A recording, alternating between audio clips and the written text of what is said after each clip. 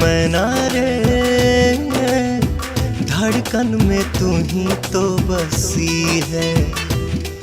मन भावे रे चेहरे पे तेरी जो हंसी है।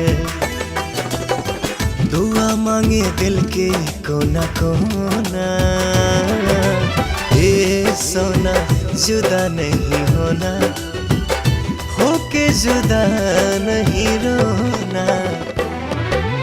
ए सोना जुदा नहीं होना,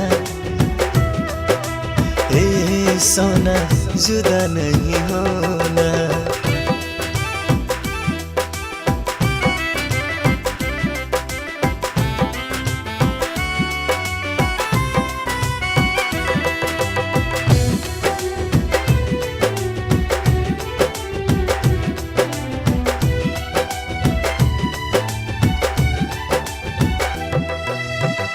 सपना में आके जान मुस्का के कैलू दीवाना पलकें झुका के।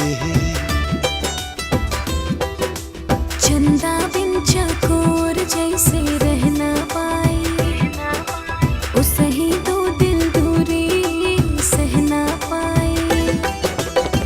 सांवली सलोनी तू सलोना,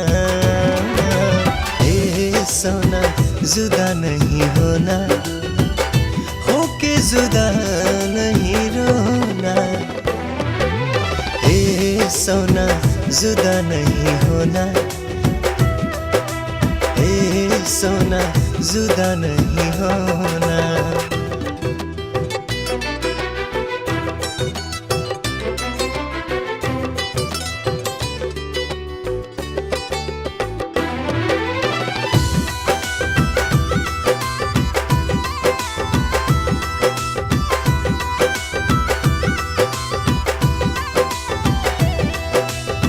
साथ नहीं टूटे हाथ नहीं छूटे, रब रूठ जाए जान नहीं रूठे।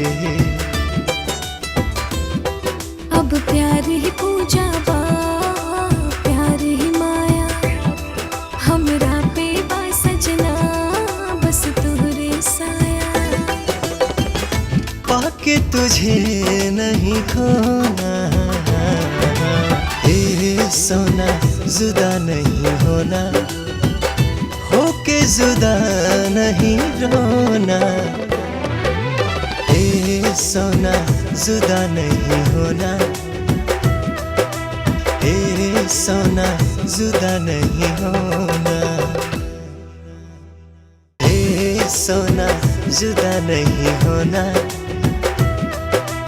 ए सोना जुदा नहीं होना।